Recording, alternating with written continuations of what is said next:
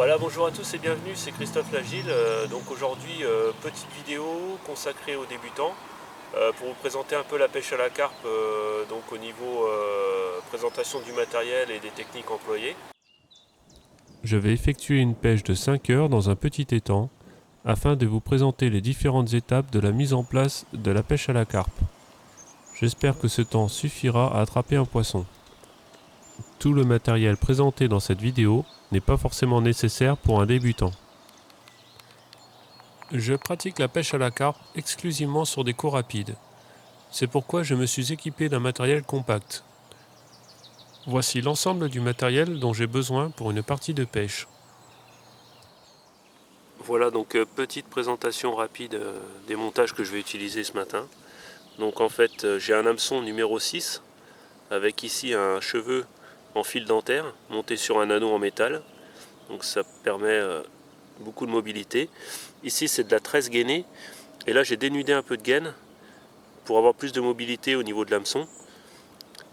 Donc j'ai un bas de ligne relativement court d'à peu près 25 cm et ensuite j'ai un plomb d'environ 90 grammes avec un clip plomb et directement mon corps de ligne en 35 centièmes.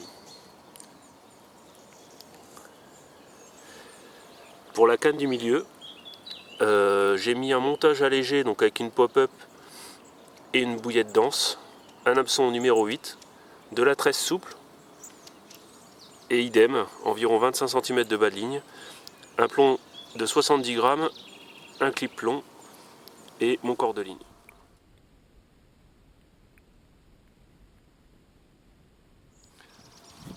Pour la dernière, ça sera également un montage à la graine, parce que je sais qu'ici, normalement, la graine est une bonne solution. Voilà, donc on va voir la réalisation du bas de ligne proprement dit. Donc je prends de la tresse gainée ici, je vais en dérouler à peu près 30 cm. Voilà, et je vais couper la tresse à l'aide du coupe intégré à la boîte. Voilà. Voilà, donc je passe la tresse de l'intérieur vers l'extérieur de l'hameçon dans l'œillet. Ensuite, je vais placer mon petit anneau en ferraille ici dans la tresse et je repasse la tresse dans l'œillet de l'hameçon. Voilà, comme ceci. Ensuite, je vais brûler l'extrémité de la tresse pour former une petite boule.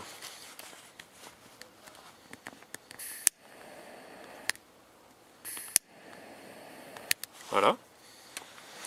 Donc en fait cette petite boule elle va permettre de faire une butée au niveau de l'œillet ici. Là ça bouge plus. Et donc je n'ai plus qu'à régler la taille de la boucle. Voilà, donc quand on est satisfait de la longueur à peu près de la tresse de la boucle, on va faire des tours autour de l'hameçon. Et on va repasser l'extrémité de la tresse dans l'œillet de l'extérieur vers l'intérieur de l'hameçon. Comme ceci. On tire.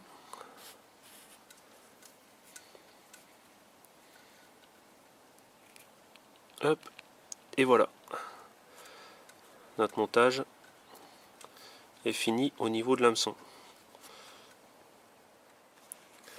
Pour la fixation sur les mérillons, je vais utiliser un nœud greener. Donc je passe une première fois dans le gros anneau de l'émerillon.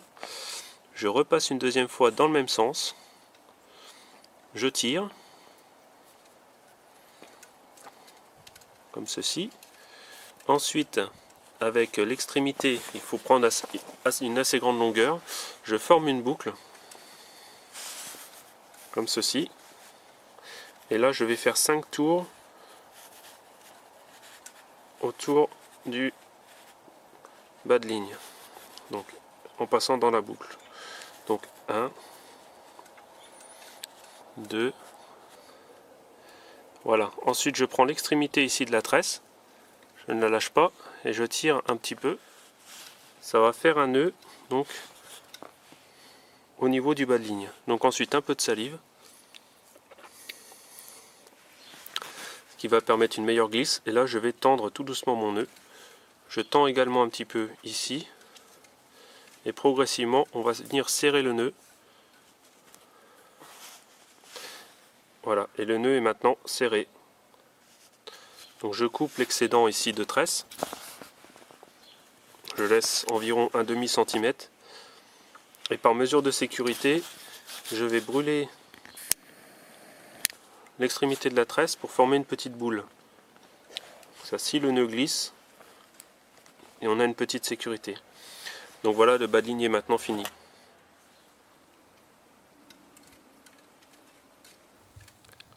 Voici le mélange de graines que je vais utiliser pour mon amorçage. Ce mélange de graines a été trempé pendant 24 heures, puis cuit dans de l'eau à ébullition pendant plusieurs minutes. Cette étape de cuisson est importante pour rendre vos graines saines et digestes. Voilà, donc je vais vous présenter maintenant un outil qui se développe de plus en plus au niveau de la pêche à la carpe, c'est le bateau amorceur. Donc il en existe différents modèles, du modèle simple comme j'ai ici avec une seule trappe, au modèle avec deux trappes, avec des systèmes de largage de ligne. Donc il y a vraiment différentes possibilités. Là c'est un modèle très simple, donc en fait on a notre bateau, on a une trappe à l'arrière dans laquelle on va mettre de l'amorce et le montage. Et en fait on a une commande sur la télécommande qui va nous permettre de larguer l'amorce et le montage en même temps.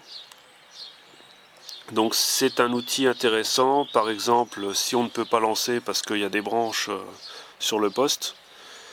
Et personnellement j'utilise souvent le bateau amorceur sur des plans d'eau si je veux pêcher avec des mélanges de graines ou des amorces difficiles à lancer. Surtout si je veux pêcher un poste un peu éloigné où l'utilisation du fil soluble ou d'une autre solution serait compliquée, quoi. J'utilise une chips soluble que j'accroche sur l'hameçon.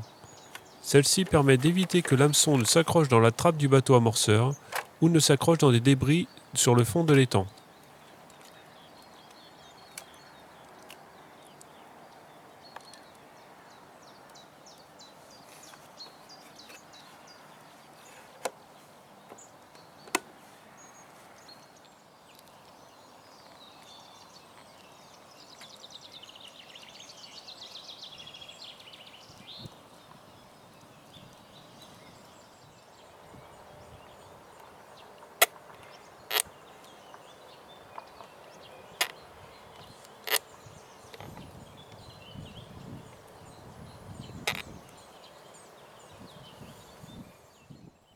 Lorsque le montage est en place, je tends doucement ma ligne. Ceci afin d'éviter de faire glisser le plomb sur le fond, ce qui pourra avoir pour conséquence d'accrocher l'hameçon dans un débris, rendant alors le montage inopérant.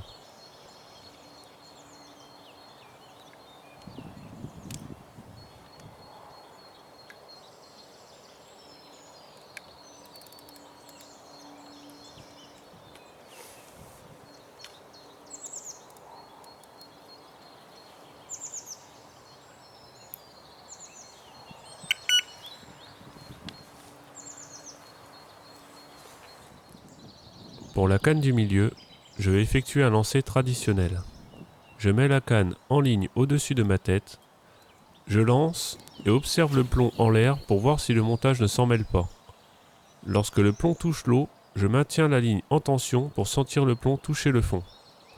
Ceci m'assure que le plomb est bien sur un fond dur.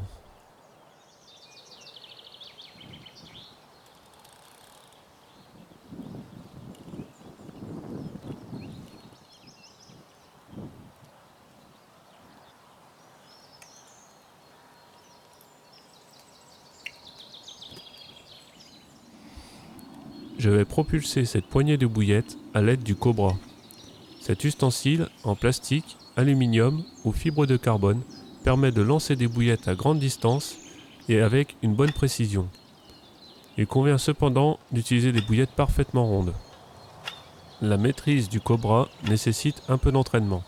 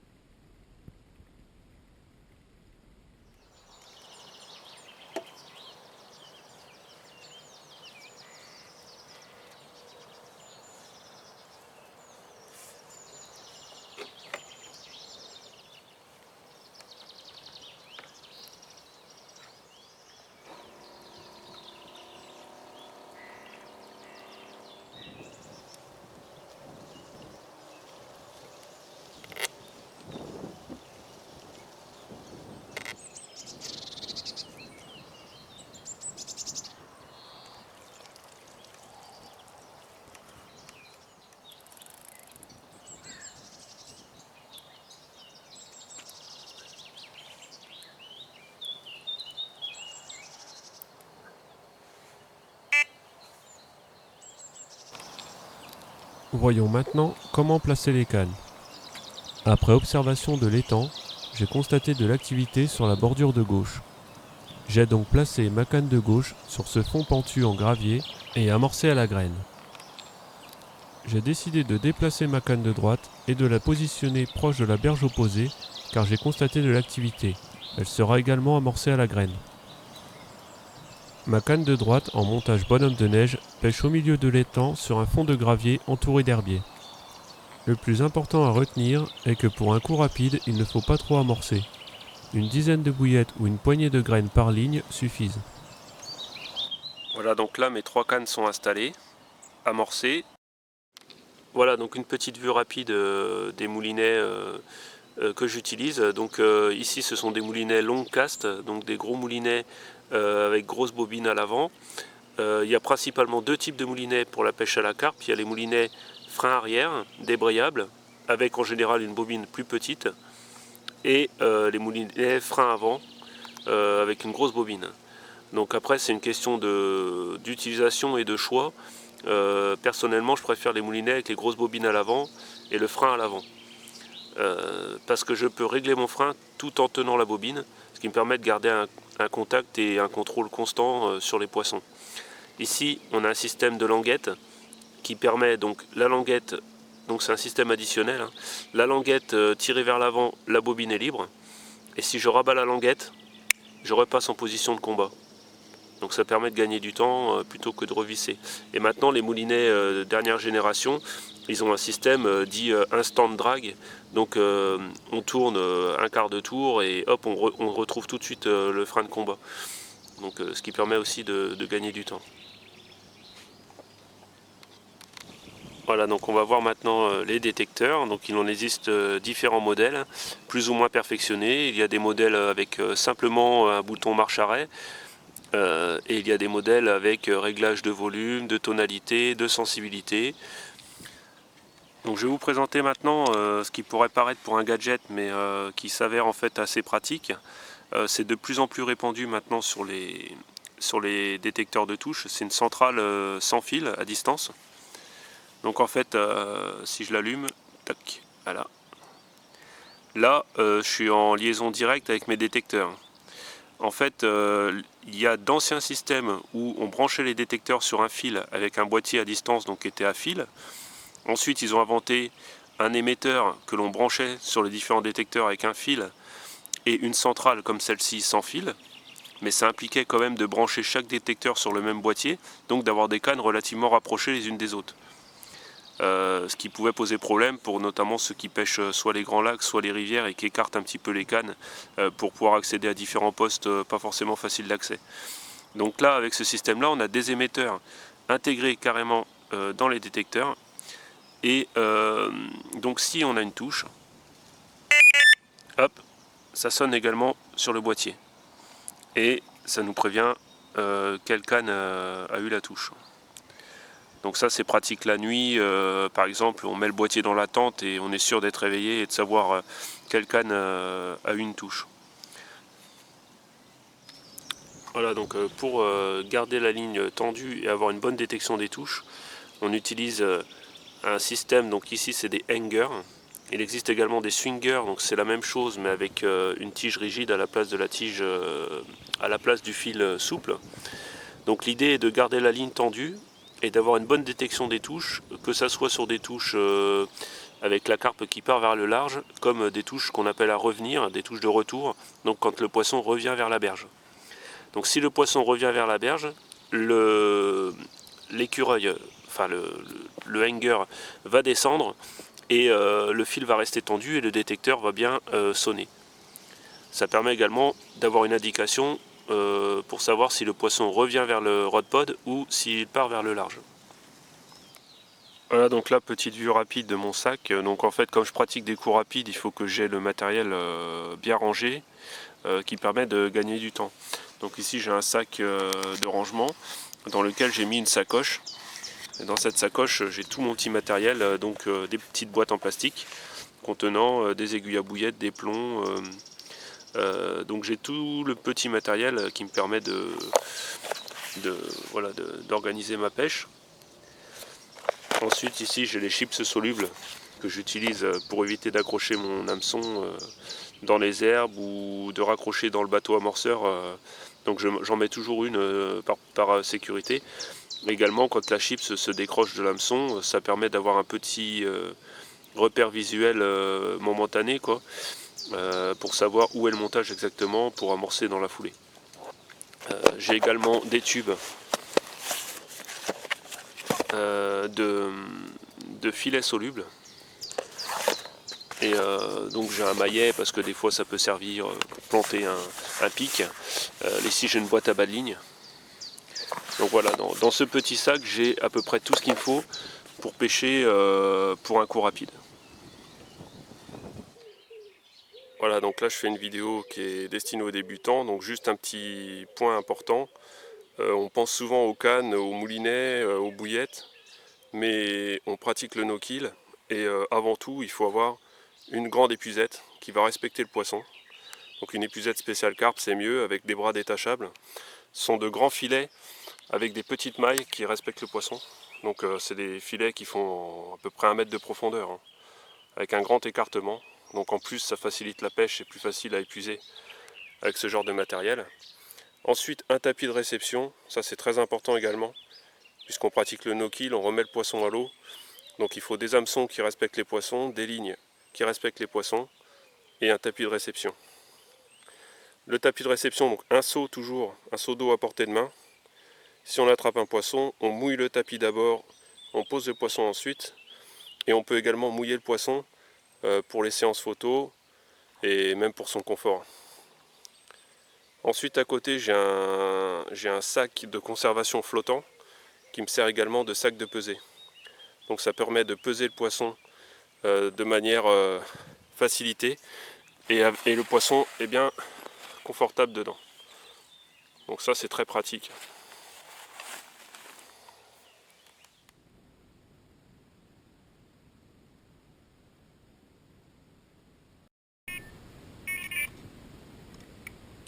Départ sur ma canne du milieu. La prise en main doit être rapide et le ferrage léger. L'erreur la plus souvent rencontrée chez les débutants est de vouloir ramener le poisson trop rapidement vers la berge. Cela est impossible. En effet, la carpe est un poisson lourd, puissant, il faut donc s'armer de patience. Il est important de ne pas mouliner en continu, mais d'utiliser la puissance de la canne, puis de descendre la canne vers l'eau et mouliner pour récupérer la ligne.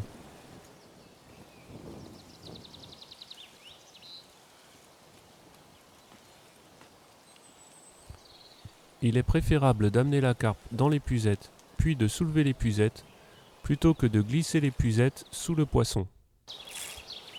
Lorsque le poisson est dans l'épuisette, il suffit de démonter les branches, rouler le filet et porter la carpe par ce biais.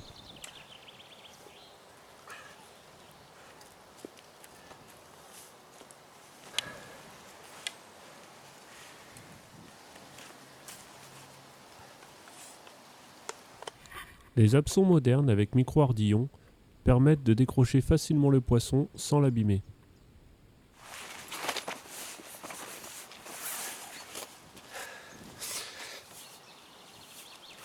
Avant de prendre en main un poisson, vérifiez que vous n'avez pas de vêtements ou objets qui pourraient le blesser. Retirez par exemple votre montre-bracelet. Le tapis de réception permet de manipuler le poisson en sécurité.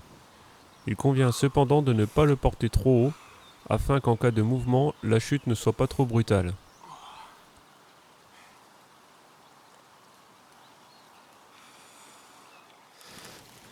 Pour peser le poisson, mouillez au préalable votre sac de pesée. Il faudra ensuite faire la tare avec ce sac mouillé ou déduire le poids du sac après la pesée. L'emploi d'un trépied de pesée, facultatif, permet une bonne stabilité.